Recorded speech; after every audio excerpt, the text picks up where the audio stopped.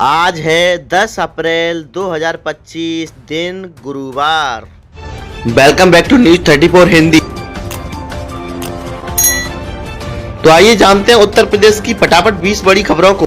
कल से करवट लेने जा रहा है मौसम। कई जिलों में हवाओं के साथ होगी बारिश। 50 किलोमीटर की रफ्तार से चलेगी हवा।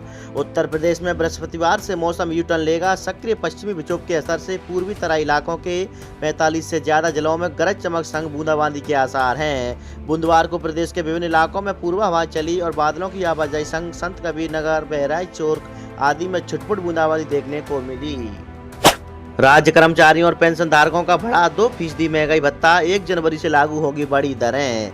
केंद्र सरकार की तर्ज पर यूपी सरकार ने प्रदेश के कर्मचारियों, शिक्षकों और पेंशन धारकों का महंगाई भत्ता 2% बढ़ा दिया है। अब यह महंगाई भत्ता 53% से बढ़कर 55% हो गया है। यही बढ़ी हुई दरें 1 जनवरी 2025 से लागू होंगी।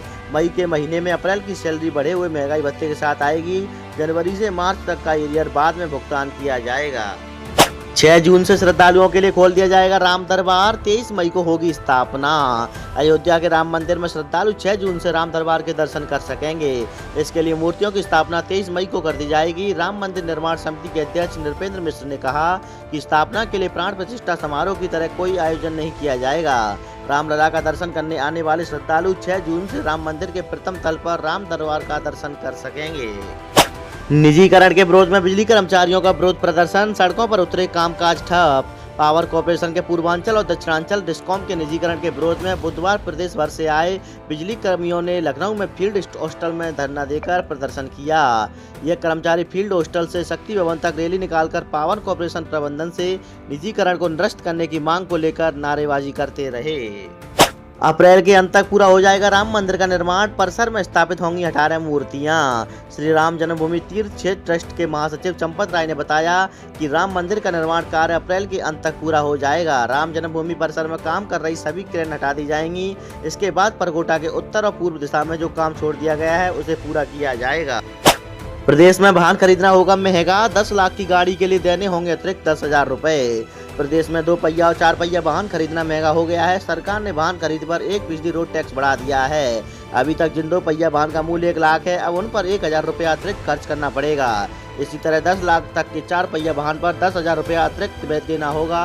परिवहन विभाग के इस प्रस्ताव को मंगलवार को हुई कैबिनेट की बैठक में मंजूरी दे दी गई है। दिल्ली की सीएम का पुतला दहन। सपा की महिला कार्यकर्ताओं ने जताई नाराजगी। बोली माफी मांगे रेखा गुप्ता। समाजवादी महिला सभा ने समाजवादी पार्टी के राष्ट्रीय अध्यक्ष के लिए अमर्यादित टिप्पणी करने वाली दिल्ली की मुख्यमंत्री रेखा गुप्ता का पुलिस अधीक्षक के कार्यालय के सामने बुधवार को पुतला दहन कर विरोध जताया। काशी पहुंचे मुख्य सचिव और डीजीपी। पीएम मोदी के दौरे की तैयारियों का लिया जायजा। मुख्य सचिव उत्तर प्रदेश मनोज कुमार तथा डीजीपी प्रशांत कुमार पीएम के आगमन से पहले काशी पहुंचे। उन्होंने कमिश्नरी सभागार में प्रधानमंत्री के प्रस्तावित दौरे के मद्देनजर तैयारियों की समीक्षा की।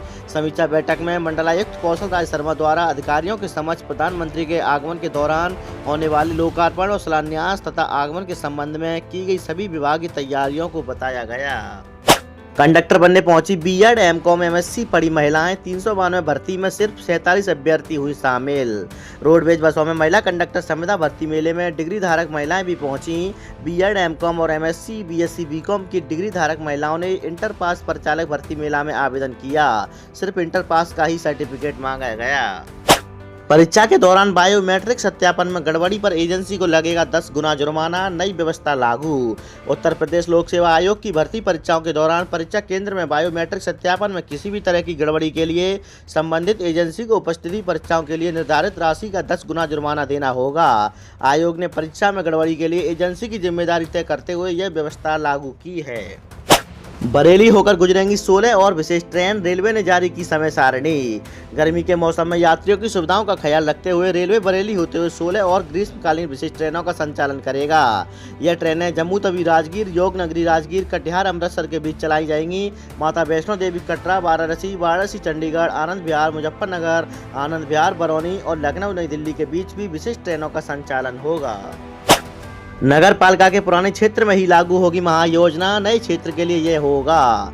हाथरस महायोजना 2031 के नक्शे को स्वीकृति दे दी गई है। हालांकि यह नगर पालिका परिषद के पुराने क्षेत्रफल पर ही लागू हो सकेगी। इसमें नगर पालिका परिषद सीमा विस्तार में शामिल हुए 30 गाँव के लिए अलग से जोनल प्लान बनाया जाएगा। इसके जरिए इन क्षेत्रों को महायोजना में शामिल किया जाएगा। एएसपी ने 39 दरोगाओं का किया तबादला, जिले की कई चौकियों के प्रभारी बदले। बरेली में एएसपी अनुराग आर्य ने 39 उप निरीक्षकों के तबादले कर दिए। तबादलों की सूची में शहर से लेकर देहात तक तैनात दरोगाओं को इधर से उधर किया गया है। कई दरोगाओं की तैनाती नए थाना क्षेत्र में की गई है, तो कुछ को लाइन हाजिरी भी किया गया है। संघ और सरकार मिलकर तैयार करेंगे 2027 का रोड मैप, निष्क्रिय स्वयं सेवकों को फिर किया जाएगा सक्रिय। संघ परिवार और सरकार मिलकर विधानसभा चुनाव 2027 का रोड मैप तैयार करेंगे। इसके लिए रोजगार, रिक्त सरकारी पदों पर भर्ती और किसानों गरीबों से जुड़े मुद्दों पर खास फोकस होगा। इस संबंध में मंगलवार को संघ के सह कार्यकर्ता डॉक्टर कृष्ण गोपाल की मौजूदगी में संघ के आर्थिक समूह के साथ समन्वय बैठक में जनता के फीडबैक के आधार पर सरकार को काम करने का सुझाव दिया गया है। इलाहाबाद हाईकोर्ट ने 1000 ट्रायल कोर्ट के जजों के किए तबादले, अधिसूचना हुई जारी। उत्तर प्रदेश में बड़े पैमानों पर जजों का तबादला किया गया है। इलाहाबाद हाईकोर्ट ने करीब 1000 ट्रायल कोर्ट के जजों के तबादले किए हैं। हाईकोर्ट की ओर से अधिसूचना भी जारी हो गई है। विनय तिवारी से बेनामी संपत्तियों के बारे में पूछताछ, ईडी को मिले थे 60 से अधिक संपत्तियों के दस्तावेज। बैंकों की 1129 करोड़ रुपए की रकम हड़पने के आरोप में गिरफ्तार पूर्व विधायक एवं सपा नेता विनय शंकर तिवारी से प्रवर्तन निदेशालय के अधिकारियों ने बेनामी संपत्तियों के दस्तावेजों के बारे में गहन पूछताछ की है। सड़क चौड़ीकरण के लिए काट दिए जाएंगे 2100 हरे भरे पेड़, अयोध्या जाने का रास्ता होगा आसान।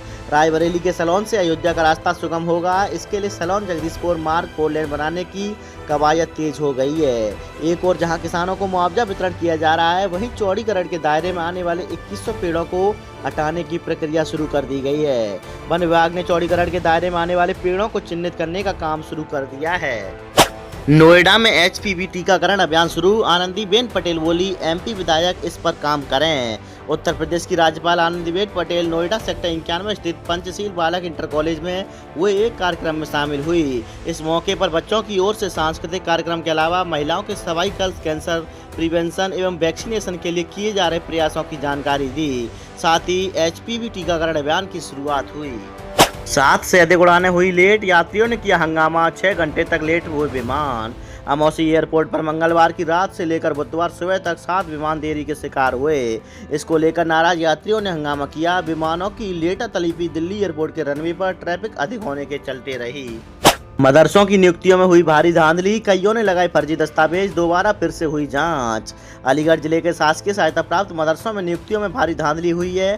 फर्जी दस्तावेज लगाकर नौकरी हासिल कर ली गई। इतना ही नहीं, नियुक्ति प्रक्रिया भी सवालों के घेरे में है। जब शिकायतें शासन तक पहुंची तो जांच बैठा दी गई है। हालांकि पहले भी 2 दफा जांच हो चुकी है और अनियमितता सामने आ चुकी है, लेकिन एक बार फिर जाँच शुरू हो गई है। अब एसडीएम हंगलास और जिला सूचना अधिकारी को जाँच अधिकारी बनाया गया है।